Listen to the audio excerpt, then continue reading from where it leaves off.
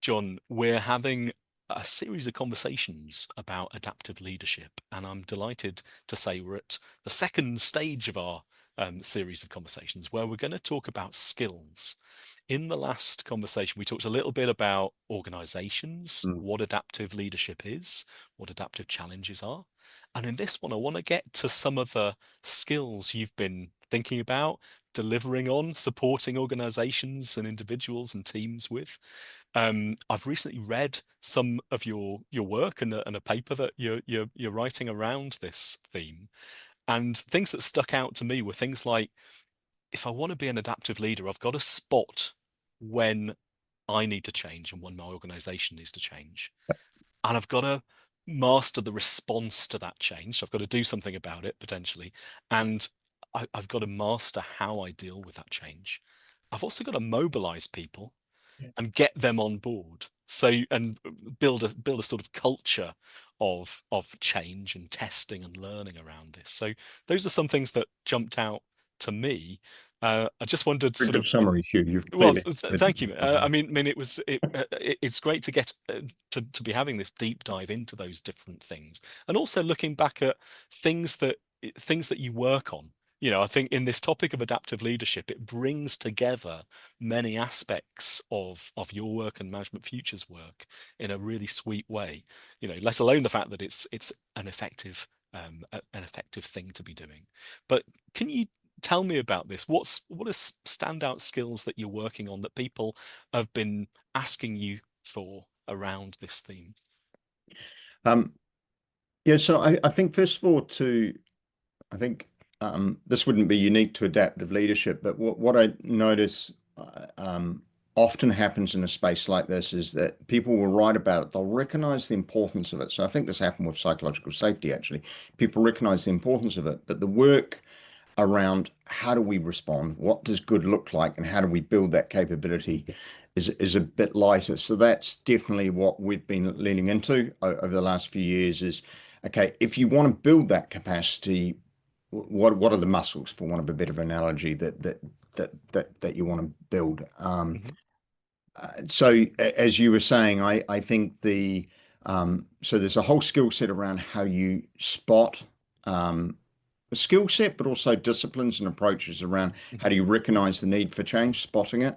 Um, we might come back to it, but the writing sort of talks about standing on the balcony, but it's essentially taking time out to helicopter out. And the standing on the balcony analogy is I like is if you were organizing a party, when you're in the party, you can think, hey, this is brilliant, I'm having a great time.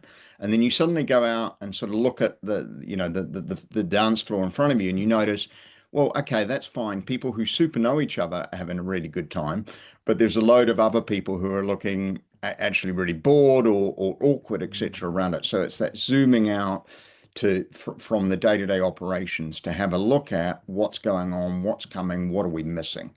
So that's one key skill. The Depending on the level of urgency around that need for change, I think the second skill, which we would talk about, is getting the thermostat right, the level of urgency Mhm. right.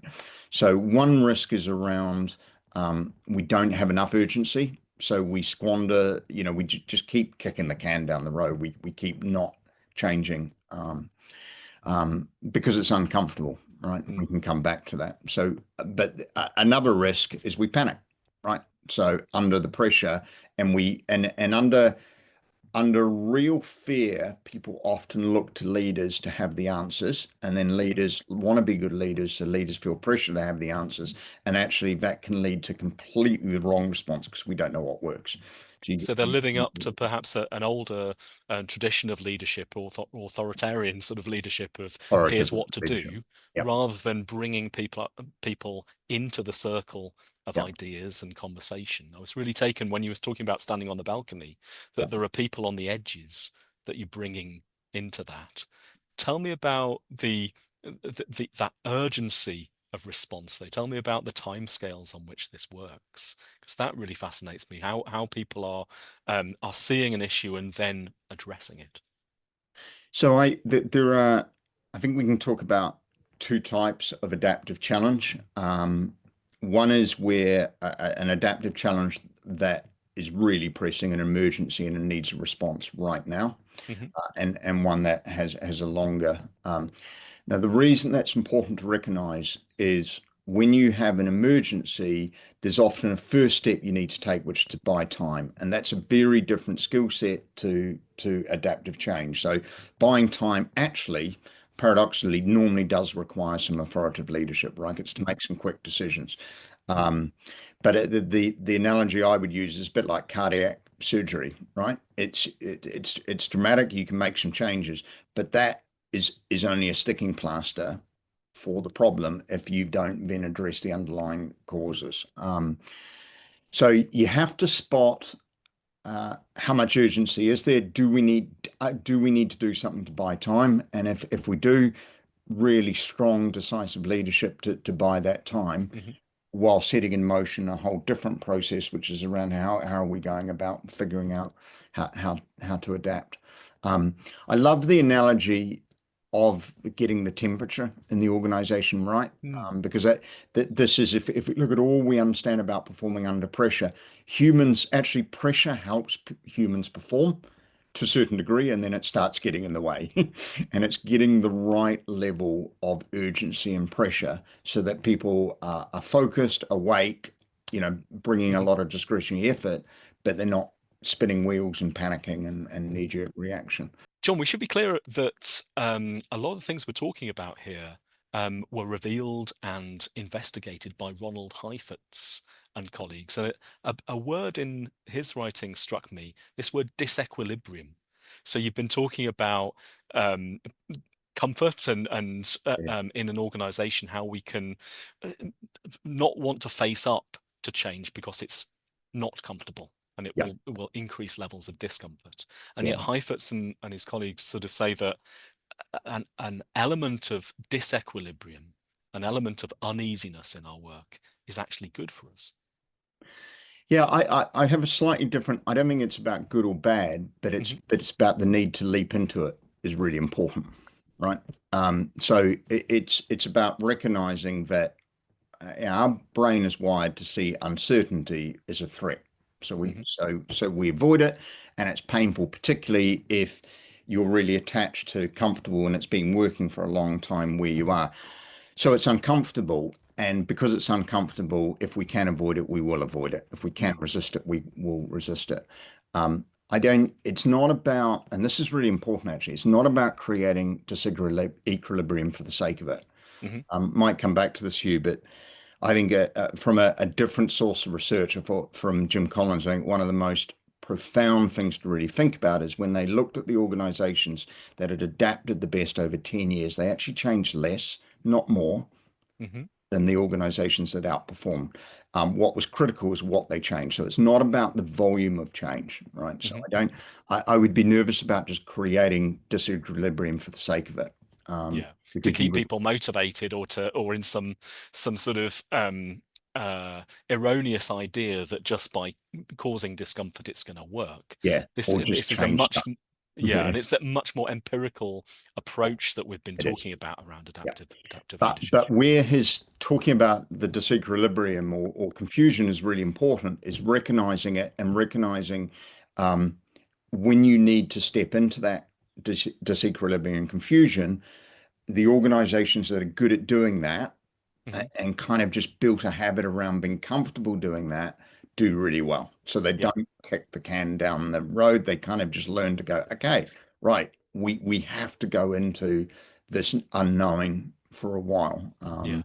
And that's where we can get into what does really good experimentation looks like. And Amy Edmondson's done some recent work Hmm. around this of sort of what she talks about as intelligent failure is okay, but you can step into that disequilibrium really well by just doing low risk experiments, Hmm. right? Quick fire, low risk, low cost experiments is how I would say to do that effectively.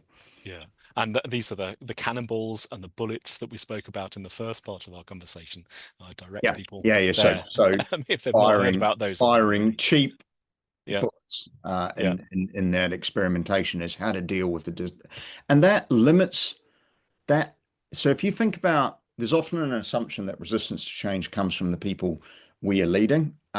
actually, in my experience, often the people who see the need to adapt will not always be the senior leaders.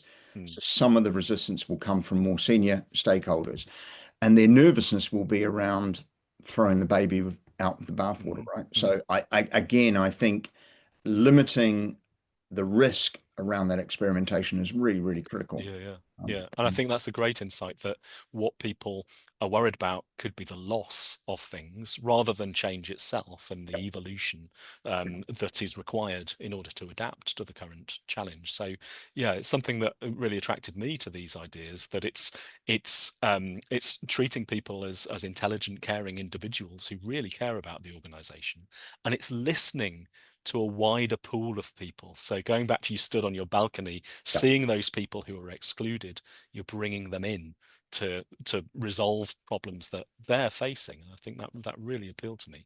I want to get elephants in Okay, there, there's John. just Oh, sorry, one sorry. We'll last thing save on the that. elephants for Just yeah, yeah. they So will come one back. last They'll thing on that stampede in a couple of minutes. Yeah. you raised a really great opportunity to talk about is the figuring out what not to change Hmm. is every bit as important as figuring out what to change. Um, Yeah. and again, if we were talking about what I'm seeing uh, emerge in organizations around this, it's the organizations that know they're going to go through a period of change, but pay some attention to what do we want to safeguard, Hmm. find it much easier to take the organization with them because they're Yeah. able to say, here's what's not changing. You know, our purpose, what we stand for, still the same. Hmm. These core principles, still the same. How we apply them might be different, but these. So I think, yeah, paying attention to that, what not to change Hmm. is it's a bit paradoxical, but that's a really critical part of Yeah. adapt. So all part of being able to mobilize people towards a new goal or a new adaptation is respecting what they've got to say and respecting what you want to keep as an organization, Yeah, not absolutely. just what you want to change and move Yeah, towards. yeah. Okay, I can't hold them back any longer, John, because I promised elephants a Elephant. couple of minutes ago, right? Yeah. And I know you love elephants, and Do one love of the that. things one of the things you talk about is spotting elephants, right? So, what is an elephant in this context, John? Why do we need to spot these? Um, So elephant is it's just an analogy. Strangely, actually, it seems to be fairly international. When I test this with audiences all around the world, people get it. It's this idea of the analogy around uh, an issue in the room that everyone knows about, but no one's talking about because it's uncomfortable. One of the, I think, key qualities that stands out from adaptive organizations is they've created a culture where people are encouraged to talk about elephants, to put, um, so they try and eliminate anything as being sacred and not able to be talked about, and they encourage people to challenge the status quo and not hold back from it. So they have conversations about elephants. And they encourage people when they get an emotional response from that, including from a senior leader, to call that behavior out. Because actually, that's quite Mhm. natural. If you challenge something that's really important to me, I might give you an emotional response. Mm. Because I'm not going to be perfect as a leader. I need a culture where you go, hey, I recognize that. There's a great one of my favorite films around adaptive leadership, and it's remarkably accurate because they had all the transcripts. Is Apollo 13, and there's a clip in that where Gene Kranz, who's the flight director, the guys suggested shutting off the oxygen, and uh, uh, which gives them fuel on it. And the flight director, Gene Kranz, comes back and goes, "If we do that, we don't land on the moon." And the guy says, "Gene, you're asking me how to keep these guys alive for the Mhm. next 8 minutes, not how to land them on the moon." But he had created a culture where there wasn't that hierarchy in the room, which allowed that person to kind of put the elephant on. We're not Mm. going to the moon anymore. The Mhm. mission has shifted. And it's funny, he had moved to that point quicker than the flight director in that moment, if that makes sense. Yeah. That's really natural. That might happen differently in a different situation, but whoever's moved to seeing that a need for adaptation quickest, you need a culture that they can call it out and shift that agenda. Does that make sense? That's what we mean by elephants is It does make sense. the ability to talk about what needs to be talked about and getting rid of this tendency to avoid really critical conversations. Mm. It not only does it make sense, but it also reminds me that, we're back to psychological safety. We're back to other things that we've talked about, we've developed, we've worked on for several years. And this topic of adaptive leadership seems to be collating together lots of different skills that we've worked on um, into one new scene. I don't know if you'd agree with that as a new approach. It seems to be something that is a synthesis of other things that I know you've been doing for many years. So and I know this is something you and I chatted about beforehand. What you make me think about there, though, is it prompts us to call forward wisdom, right? So Mm, if I think about organizations that in the past, actually, maybe not right at the moment, but an organization like the chip maker Intel, mhm, has been seen in the research during certain periods as a really good model of an adaptive organization. They did things like in meetings would say, what are we missing? Right now, they were doing that decades before we had the phrase psychological safety. mhm, So, even though we've put a phrase on it and it might have become a kind of really popular thing to focus on for a few years, that's been going on for ages. Adaptive mhm, leadership, who we were saying earlier on, has been going on for ages. What I think we are saying is it feels particularly relevant right now. mhm, Organizations are struggling with these challenges right now. But you're right, it does usefully actually. I think it does some of the skills you leaders may have been focusing on and building over the last 3 or 4 years are going to be super relevant and making that connection. So actually, psych safety is becoming less popular at the moment. There's some controversy around the word being misused and stuff, but I think mhm. it's a good reminder, whether you call it psych safety or not, having an environment where people can call out stuff we need to call out, Yeah. and this is a key why for that. Because if we don't do that, we're going to miss the opportunity to adapt quick enough.